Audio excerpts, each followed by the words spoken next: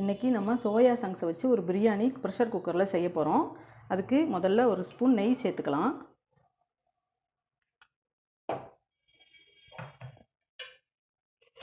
அது கூட கொஞ்சமாக எண்ணெயும் சேர்த்துக்கலாம். இது தாளிக்கிறதுக்கு 2 கிராம்பு, ஒரு சின்ன துண்டு பட்டை, ஒரு அன்னாசி பூ, ஒரு ஸ்டார் அனீஸ், 2 ஏலக்காய், கொஞ்சமாக பெருஞ்சீரகம், ஒரு பிரியாணி இலை எல்லாம் வச்சுருக்கேன். இது எல்லாத்தையும் போட்டு தாளிச்சுக்கலாம்.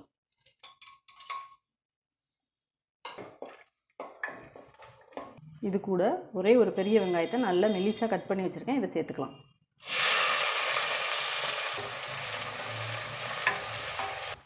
ஒரு பச்சை மிளகா கட் பண்ணி வச்சுருக்கேன், அதையும் இதோடு சேர்த்துக்கலாம். இந்த வெங்காயம் கொஞ்சம் நல்லா வதங்கட்டும். பாருங்கள், இந்த அளவுக்கு வெங்காயம் வதங்கினதுக்கப்புறமா நான் 2 தக்காளி ஸ்லைஸாக கட் பண்ணி வச்சுருக்கேன், இதோடு சேர்த்துக்கலாம்.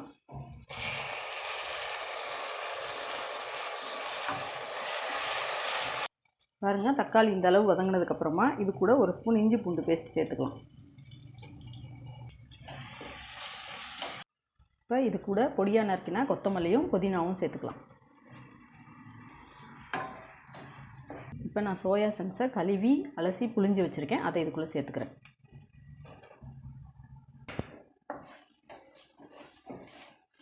இப்போ நம்ம மசாலா பவுடரெல்லாம் சேர்த்துக்கலாம். கொஞ்சமாக மஞ்சள் பொடி, ஒரு ஸ்பூன் மிளகாய் பொடி, அவங்கவுங்க காரத்துக்கு தகுந்த மாதிரி சேர்த்துக்கோங்க.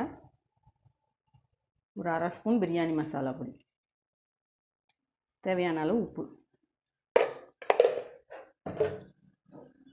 எல்லாத்தையும் போட்டு நல்லா கலந்து விட்டுடலாம். நான் வந்து 1 கப் 1/4 கிலோ அரிசி எடுத்திருக்கேன், 250 கிராம் அரிசி எடுத்திருக்கேன். அதுக்கு வந்து 2 கப் தண்ணி சேர்த்துக்க போகிறேன்.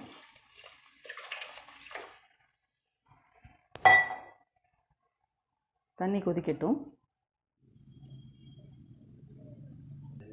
பாருங்கள், தண்ணி கொதிக்குது. இப்போ நம்ம வந்து இந்த அரிசியை சேர்த்துக்கலாம். நான் வந்து இன்றைக்கி சீரக சம்பா அரிசி சேர்த்துருக்கேன்.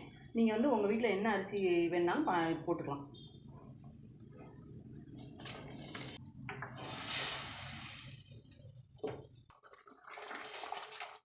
பாருங்கள், இப்படி ஒரு கொதி வந்து வெந்ததுக்கப்புறமா நம்ம மூடியை போட்டுட்டு வேக வைக்கலாம்.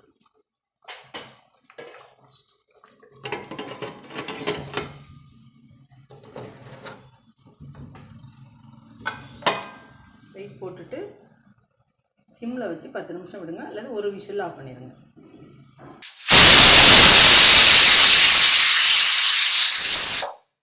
இப்போ பாருங்கள், 10 நிமிஷம் ஆயிடுச்சு, ப்ரெஷர்லாம் அடங்கிருச்சு. நம்ம இப்போ இதை ஓப்பன் பண்ணலாம்.